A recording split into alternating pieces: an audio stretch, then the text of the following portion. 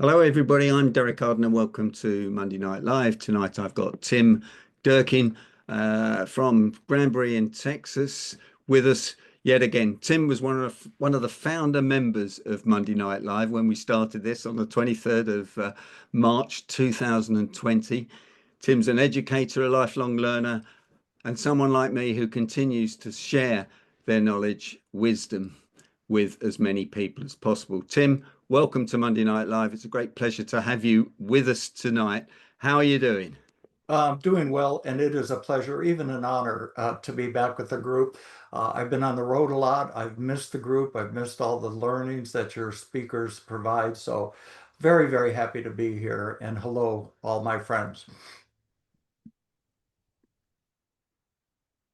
So we're now going to share your slides, Tim. So let's go for that. Leave that with me. And here we go.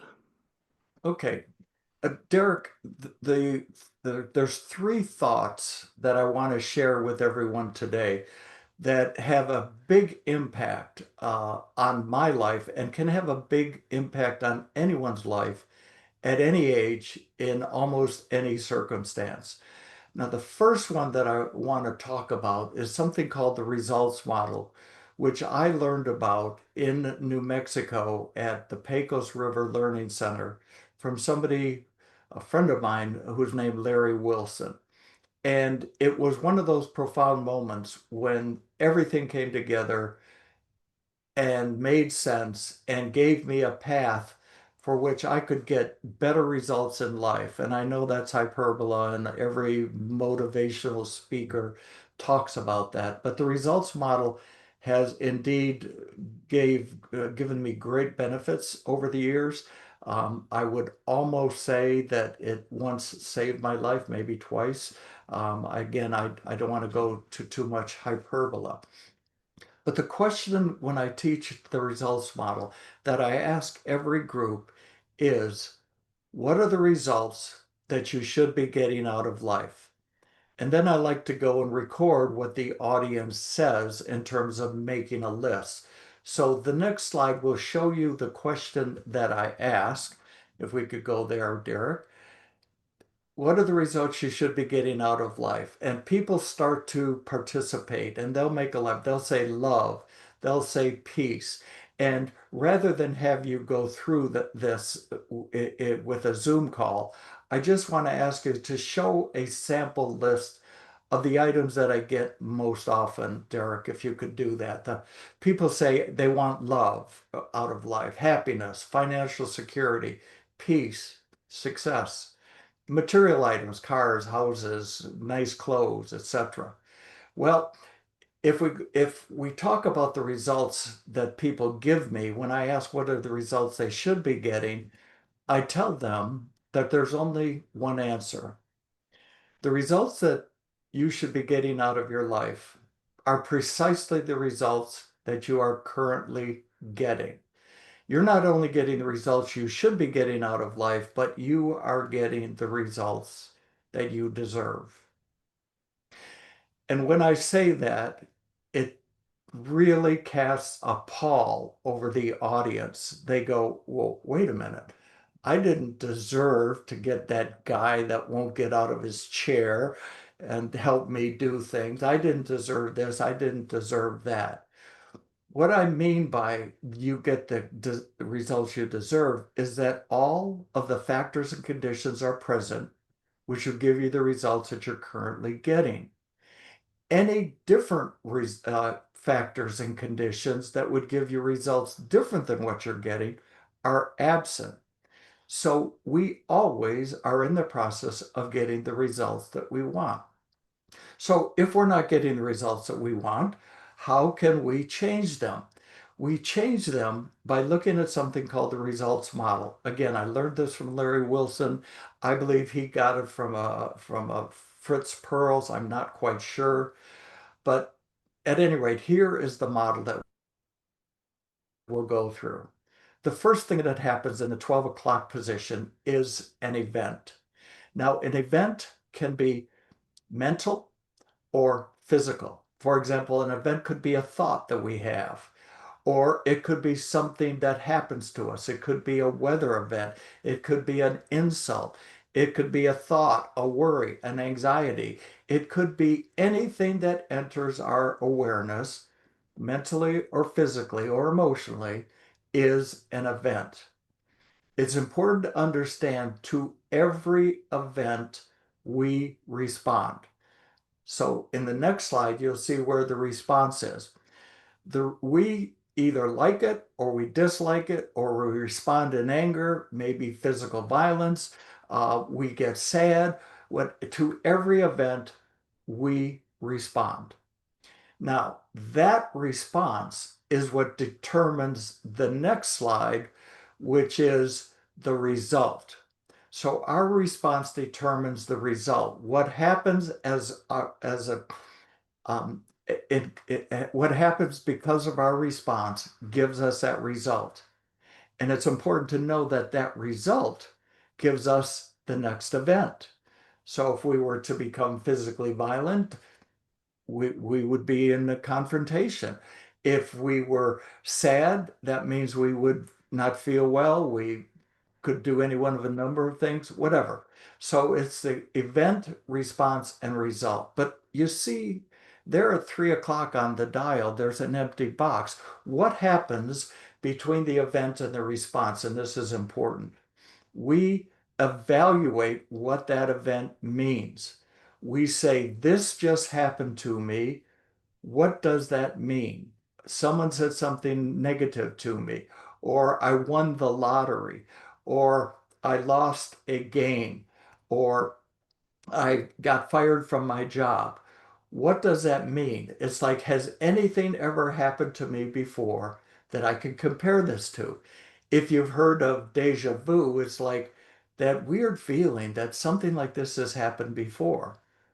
I don't know about you, but sometimes I experience what I call vuja day, which is the weird feeling that nothing like this has ever happened before. But I was a child of the 60s, and that might be due to my experiences in the 60s. Who knows? Nonetheless, we have this map, and some people call it a frame. Some people call it a way of thinking, but I like to say it's our map because the map determines where we go. So, to sum up this idea, if we could go one more back, to sum up this idea, if we're not getting the results that we want, what do we have to change? Now, again, if we weren't on Zoom, I would do this out loud and I would say, what do we have to do? And most of the people will say, we need to change our map. And I say, no, you don't need to change your map all the time. Sometimes it could be very handy to change your map. But there's parts of your map you're not changing for anyone under any circumstances at any time. For example, do you suppose that Derek is going to change his map around Arsenal or Nigel around Man United? No chance in the world. Or people about their religion or people about their beliefs. However, sometimes it is important. What we really need to change is our response. Now, one of the ways, by the way, to change your map, which I found very interesting, and I know due to a lot of groups, is to do a little physical exercise. And that is, I would like all of you, and this I would like participation on, I would like all of you to point your finger upward and raise your arm a little bit and look up at the tip of your finger. And now looking up at the tip of your finger, I want you to rotate it in a clockwise direction and keep on rotating it. So you see how it's rotating in the clockwise direction. Now, do not change that rotation at all. Keep it going in the clockwise direction, but bring your hand and your finger down to the waist level. And what happened? Is it still going clockwise? No, it's going counterclockwise. What changed? What changed is your point of view. What changed is your response. You literally shifted the way you look at things. Now, here it's going clockwise, here it's going counterclockwise. The only thing that changed was the way you look at things. So, consequently, sometimes it's important to change your map. Sometimes the best thing that you can do is to change your response, which doesn't mean you're going to change your map in many cases. I'm not suggesting that, but sometimes it'll be helpful. All that's important is for you to understand that this is possible. And the results that you get are based on the responses that you have, which may be, and usually are, based on your map. But you can change your map, which might change your response to give you a better result. So that's a very, very key point. And of course, Viktor Frankl talks about it when he says we don't need to react. We need the final freedom is to choose our response. Well, that goes right along with this results model. Again, I've used this countless times. What's the best response I can have to this seeming calamity that has happened to me? Now, the next idea, shifting complete ideas here, the next idea is something that I call via negativa. And I want to credit the great business psychologist, if you will, Peter Drucker, for this idea, who I found it in some of his writings. The question is, what do we have to let go of in order to get what we want? What do we have to let go of in order to get a grip? Because the whole idea of via negativa is subtracting from life, not adding to life.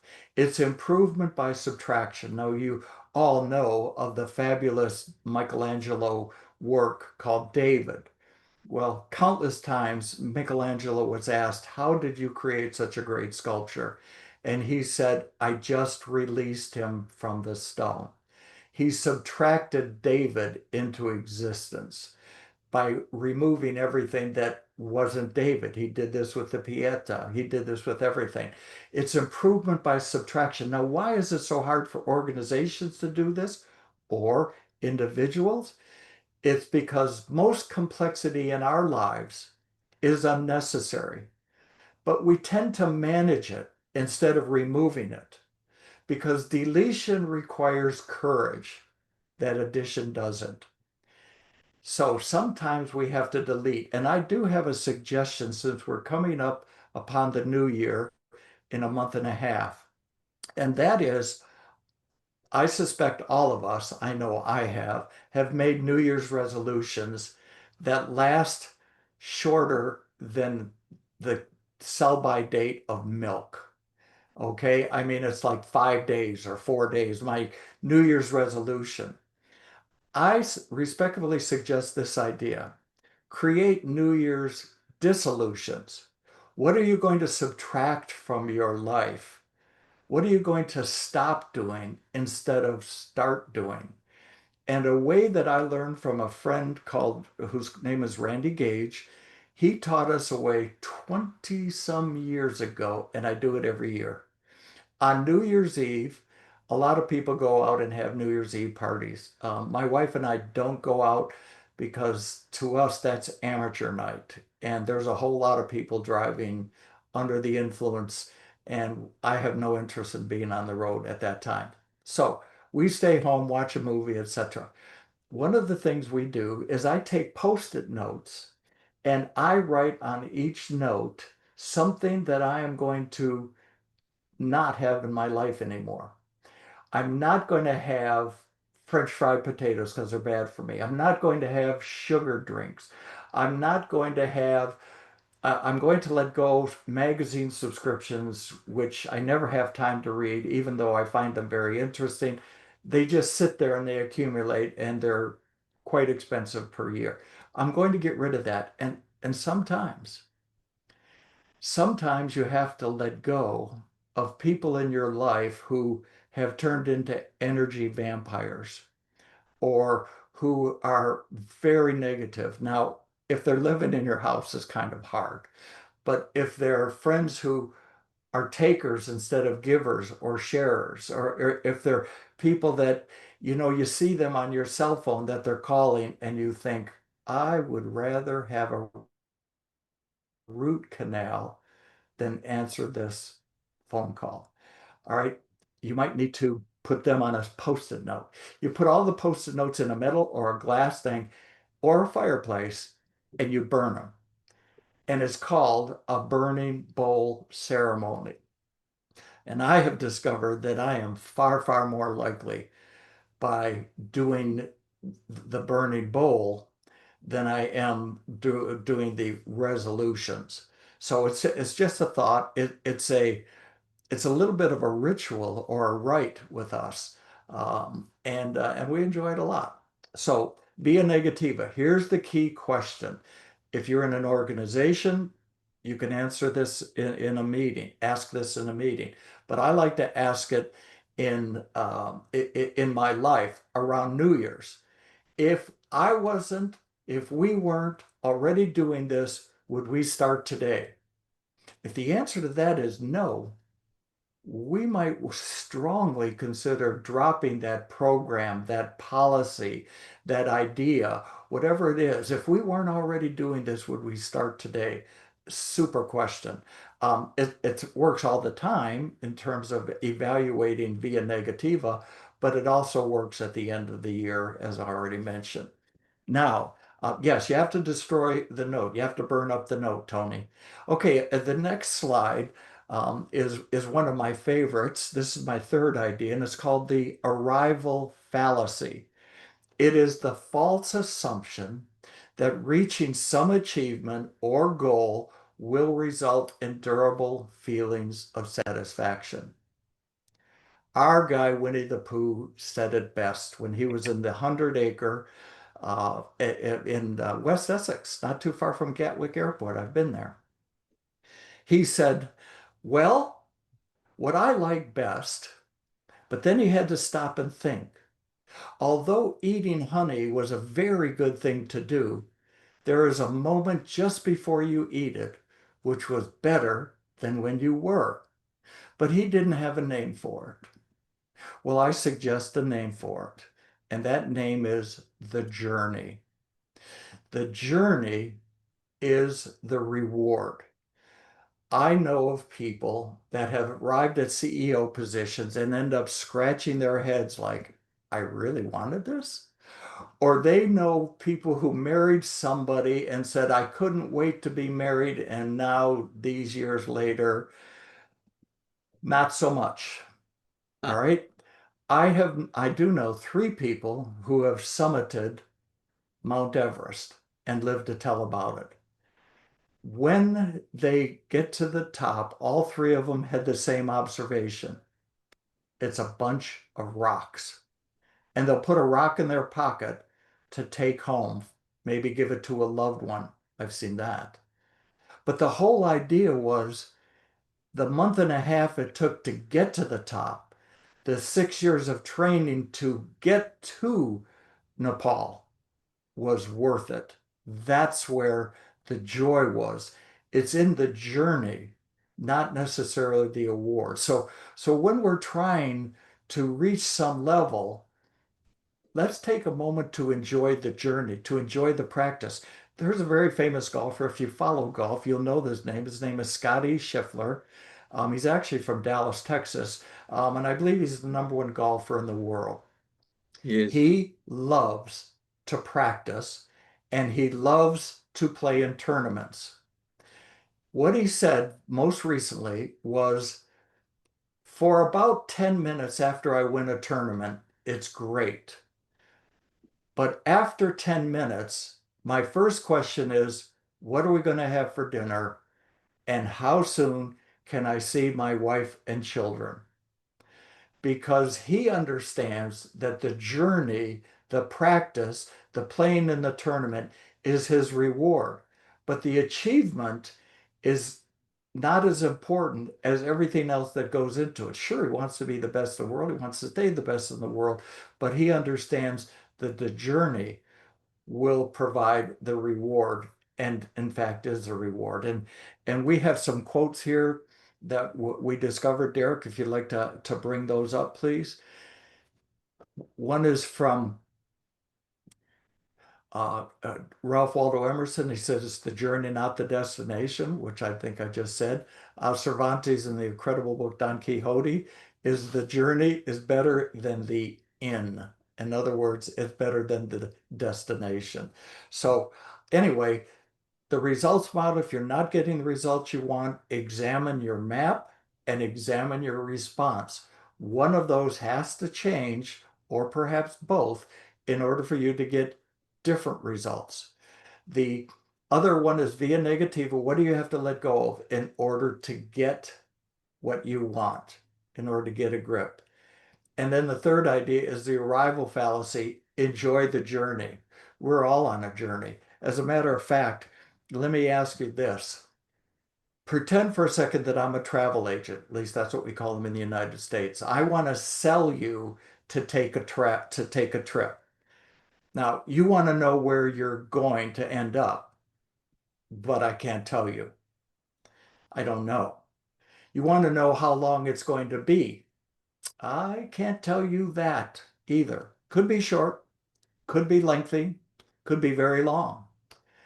And you want to know how much it costs. I can't tell you that either. It's going to be expensive, but the least part of the cost will be money. So how many people would sign up for that trip? Yeah, the answer is all of you have signed up for that trip because we are all on the trip called life. We don't know where we'll end up. We don't know how long it is. We do know that we have paid so far with our blood, sweat, and tears, and some money, but not a lot of money. So the idea there is to enjoy the journey. My friends, that's all I've got for today. I'll be happy to answer any questions. Thank you very, very, very, very much. Tim, that was fantastic. Give Tim the. I've got a couple of questions for you before we stop the recording, Tim. I Okay. love energy vampires, actually. I think some of us have already discarded some of those from our lives because they do change our state because we become who we spend the most time with, and we spend the time with energy vampires. Second thing, I like your post-its. I'm going to try that, but I don't think Sally, my wife, would let me burn them in the living room. And in fact, I went on a magic course with someone called Simon Zucci, which one or two people know, and he did a magic trick burning post-its in the Hilton Hotel in Birmingham and set the fire alarms off, which was quite humorous, but Mhm.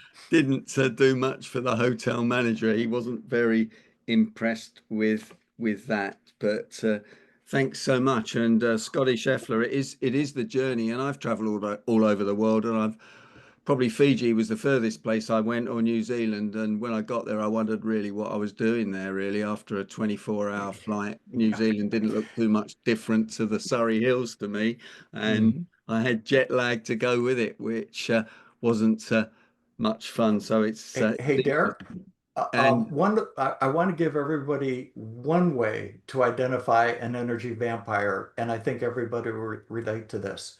It's those people who impose a yes tax on us. The yes tax is, could you do me a favor?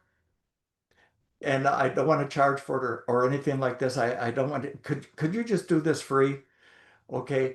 And then the next thing you know, they're coming back at you or they're coming back at you. I've experienced it as a speaker that sometimes schools will ask me to MC for my grandchildren's school or something like that, which I readily do. But then all of a sudden it's, well, that was great at our annual carnival.